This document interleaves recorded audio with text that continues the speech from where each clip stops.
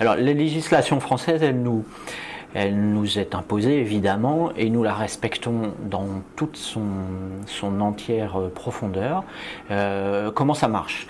Un organisme qui organise des séjours pour enfants, pour mineurs, il va avoir une obligation d'être déclaré avec un numéro d'organisateur, déclaré auprès du ministère de la Jeunesse et des Sports.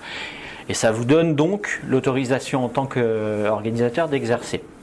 Ça, c'est le premier niveau. Ensuite, ça ne s'arrête pas là, puisque à chaque fois qu'on a un nouveau séjour qui se passe en France, à l'étranger, pour des petits ou des grands, on va devoir faire ce que l'on appelle une déclaration de séjour, toujours auprès du ministère, en déclarant le lieu où l'on va, et le nombre d'enfants avec lesquels on part. Et dans un deuxième temps, une fois que cette déclaration a été acceptée, validée, on devra déclarer la totalité des équipes qui seront sur le séjour.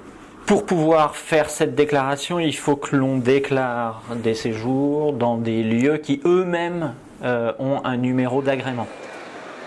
Concernant les séjours à l'étranger, nous utilisons aussi le dispositif Ariane, qui est mis en place par le ministère des Affaires étrangères et qui permet de déclarer plus précisément un groupe, des dates, un lieu, et ce qui permet au ministère des Affaires étrangères de prévenir les groupes extrêmement rapidement s'il y avait le moindre problème sur le pays.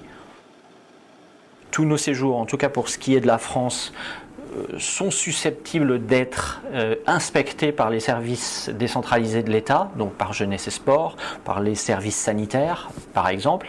Ils ne le sont pas systématiquement, mais nous on constate que sur nos structures, dans certaines régions, chaque centre est visité au moins une fois par an, et en moyenne on va dire qu'on a des visites au moins sur chaque séjour, au moins une fois tous les 2 ans.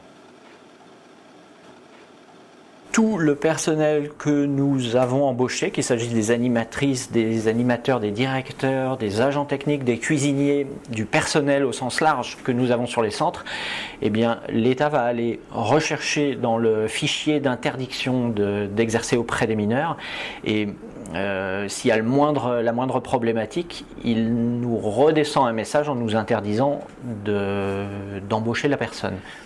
Jusqu'à présent, ça ne nous est jamais arrivé d'avoir une interdiction.